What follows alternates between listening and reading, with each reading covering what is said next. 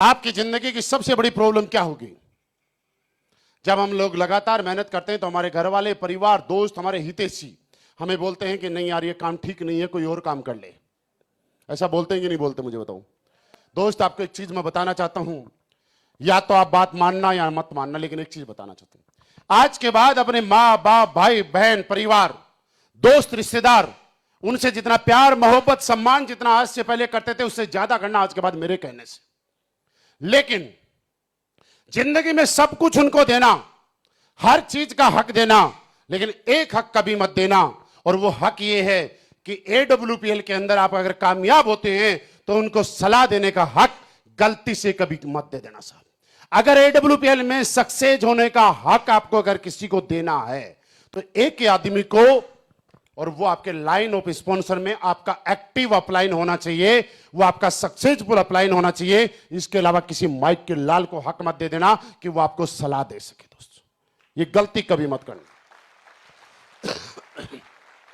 हम लोग गलती क्या करते हैं? मेरे पड़ोस में कोई बड़ा रईस बैठा है, पैसे वाला है, उससे मैंने सलाह ले ली। मेरे दोस्त रईस फैक्ट्री का मालिक हो सकता है, क्या वो ये बता सकता है कि लोगों को कैसे जोड़ा जाएगा? कोई रईस है जिसकी बहुत बड़ी होटल है, होटल का मालिक है, 5 स्टार होटल का, क्या वो आपको ये बता सकता है कि ब्रोंज कैसे बना जाता है? कोई कुछ भी होगा, आपको ब्रोंज से ब्रांड एम्बेसडर बनने का रास्ता सिर्फ इन लोगों के अलावा और इस दुनिया में कोई दिखा नहीं सकता साहब। ये हक सिर्फ आप अपने पास रखना और किसी को मत देना। और मैं आपको बताऊं कि नेगेटिव होने वाली चीजें, किसी को सफलता जल्दी मिलती है तो किसी को लेट भी मिलती है, लेकिन याद रखना, सक्सेस जितनी देर से मिलती है ना उतनी ही परमानेंट होती है। जितनी जल्दी मिलती है वो टेम्परेरी होती है। ये उसी फसल और उसी पेड़ की तरह है कि जो फसल 3 महीने में पक जाती है, 3 महीने के बाद हमें दोबारा से मेहनत करनी पड़ती है उसके लिए। लेकिन जो पेड़ 6, 7, 8 साल में फल देना शुरू होता है, उसके फल और उसकी छाया हम और हमारे बच्चे भी खाते हैं। आपको अगर समझना है इस इंडस्ट्री को तो ऐसे समझिएगा, डायरेक्ट सेलिंग इंडस्ट्री वैसे ही है जिस तरह से हम लोग एक पेड़ लगाते हैं, और आपके घर के बाहर जब आप पेड़ लगाते हैं तो शुरुआती दौर में उस पेड़ के चारों तरफ दीवार करनी पड़ती है, छोटी छोटी मिट्टी की, जिससे उसे पानी डाला जाता है। किया होगा ना आप लोगों ने। उसके बाद भेड़, बकरी, कुत्ता, गाय, भैंस, उनसे बचाने के लिए लकड़ियां लगानी पड़ती हैं। बारिश से बचाने के लिए भी आपको बचाना पड़ता है, सर्दी से भी उनको बचाना पड़ता है, किसी बोरी से आप ढक देते हैं, ऐसा किया होगा ना। गर्मी में, सर्दी में, बारिश में, सबसे आपने उसको बचाया होगा। गाय भैंस से बचाया, केर की, जब उसमें कीड़े लगने शुरू हुए तो आप कीटनाशक दवाइयां लेके आए और उसकी जड़ों में आपने डालने का काम किया, उसकी पत्तियों पे आपने स्प्रे करने का काम किया। 3 साल, 4 साल, 5 साल तक ये लगातार आपने प्रोसेस फॉलो किया। 5 साल के बाद जब वो पेड़ बड़ा हो गया तो आपको उसमें पानी डालने की जरूरत नहीं है, क्योंकि उसकी जड़ें इतनी मजबूत है कि अगर 1 साल लगातार भी बारिश नहीं आएगी तो वो अपने दम पे खड़ा रहता है कि नहीं रहता।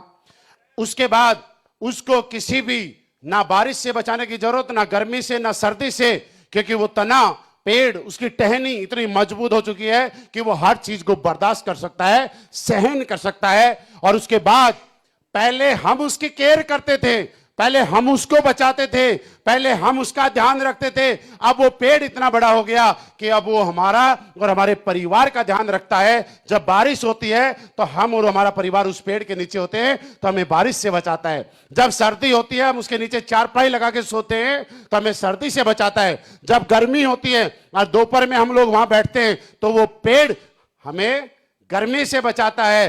जब हमें भूख लगती है तो उसके फल लगते हैं और हमें भूख से बचाता है। 4 साल उस पेड़ की केयर हम लोगों ने की। हम लोगों ने उसको बारिश से भी बचाया, कुत्ते बिल्ली से बचाया, भेड़ बकरी से बचाया, और 4 साल के बाद अगले सालों सालों तक वो पेड़ अपना कर्जा चुकाता है और वो जिंदगी भर के लिए हमें और हमारे परिवार को बचाने का काम करता है कि नहीं करता। ये इंडस्ट्री भी वैसी ही है। 4 साल तक आप लोग केयर कीजिएगा यहां पे, अपने टीम की, अपने आप की। यहां पे भी मैंने बोला गाय भैंस, कीटनाशक दवाइयां, कीटनाशक कीड़े, आपको नेगेटिव करने के लिए बहुत सारे सक्सेसफुल लोग आपको मिलेंगे, क्योंकि आप जिनकी बातें सुन के अगर नेगेटिव हो जाते तो मैं उनको सक्सेसफुल ही बोलूंगा। ऐसे ऐसे सक्सेसफुल लोग मिलेंगे, आपको मिलते होंगे।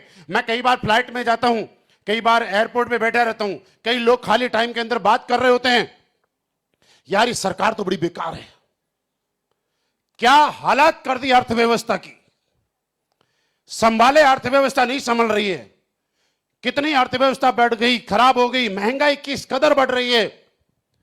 इन लोगों ने तो पिछले 8 साल में देश को बर्बाद करके रख दिया। श्याम को पता चलता है भाई साहब के पास आलू लाने के पैसे नहीं है। सुबह जो दाल बनाई थी ना, वो शाम को थोड़ी गाढ़ी हो गई, तो वाइफ को बोलता है एक काम कर, उस दाल में थोड़ा पानी डाल और दोबारा से गर्म कर। जब घी को गर्म करना होता है तो गैस पे नहीं करता, दोपहर में 1 बजे घर के बाहर रखता है, धूप से गर्म कर रहा है गैस बचाने के लिए। उसको यह नहीं पता कि तेरे घर की अर्थव्यवस्था कैसी है, तेरे बच्चों की फीस टाइम पे जा रही है कि नहीं जा रही, तेरे टाइम पे कपड़े आ रहे हैं कि नहीं आ रहे। लेकिन सलाह किसको दे रहा है, बात किसकी कर रहा है। इन लोगों से देश नहीं चलता। मेरे दोस्त, ऐसे सलाहकार हर आदमी को पर डे कहीं ना कहीं मिलते हैं, हमें भी मिलते हैं। कई लोग पुराने जब मिल जाते हैं हमें बोलता है आप क्या कर रहे हो, मैंने कहा वही काम कर रहे हैं। बोले इतने साल से वही कर रहे हो। मैंने कहा और क्या करें, बोले यार वही वाला जिसमें जोड़ने वाला काम होता है। मैंने कहा हाँ। बोला यार एक काम कर। मैंने कहा बता भाई, अभी की बात बताऊं, अभी भी मिलते हैं ऐसे समझदार लोग। बोला अब पैसे तो बहुत आ रहे हैं। मैंने कहा बहुत आ रहे हैं। कमा भी बहुत लिए। मैंने कहा बहुत कमा लिए। या साथ साथ में कोई दूसरा बिजनेस शुरू कर लो, इस बिजनेस का भरोसा नहीं है। हाँ,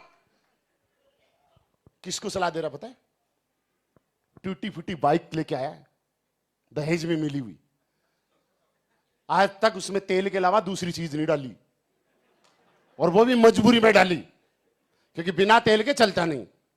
और सलाह कब कहां दे रहा है, जैगवार के बराबर वाली सीट पे बैठ के। मैं उसको धीरे से बोलता हूं, उसके सर पे हाथ फेर के, मैंने कहा तेरी सलाह बहुत बढ़िया है, मैं तेरी इज्जत भी बहुत करता हूं, मैं तेरा सम्मान भी बहुत करता हूं, दिल्ली में तेरे लिए बहुत इज्जत है और कभी कम नहीं होगी, लेकिन यार मेरी एक कमी है। तो बोलता बता क्या कमी है। मैंने कहा मैं सलाह देने का हक उसी को देता हूं जिसकी औकात मुझे सलाह देने की होती है, बाकी किसी को मैं सलाह देने का हक नहीं देता। यार एक जैगवार वाले को एक आदमी बाइक पे आ रहा है और वो सलाह दे सकता है क्या। यही मैं बताना चाह रहा हूं दोस्त, फर्क इस बात से नहीं पड़ेगा कि आप ब्रांड एम्बेसडर बने हो कि नहीं बने, फर्क इस बात से पड़ेगा कि आपके दिमाग ने सोचा कि नहीं सोचा। और आपको मैं एक बहुत काम की चीज बता रहा हूं, जितने भी लोग ध्यान से सुनना। इस दुनिया में जिस चीज को पाने के लिए आपको कुछ करना पड़ता है, उसमें आपकी सिर्फ 10 एनर्जी लगती है, और जिस चीज को पाने में सबसे बड़ा रोल रहता है 90%, उसके लिए कुछ करना ही नहीं पड़ता है। आप जहां भी पहुंचोगे ना, याद रखना उसके लिए कुछ नहीं करना पड़ता है। तो आप बोलो करना क्या पड़ेगा, बता दूं, जानना चाहते हो ना, लेकिन बताऊंगा तब जब इस बात को लगातार आप याद रखोगे। यार रखोगे।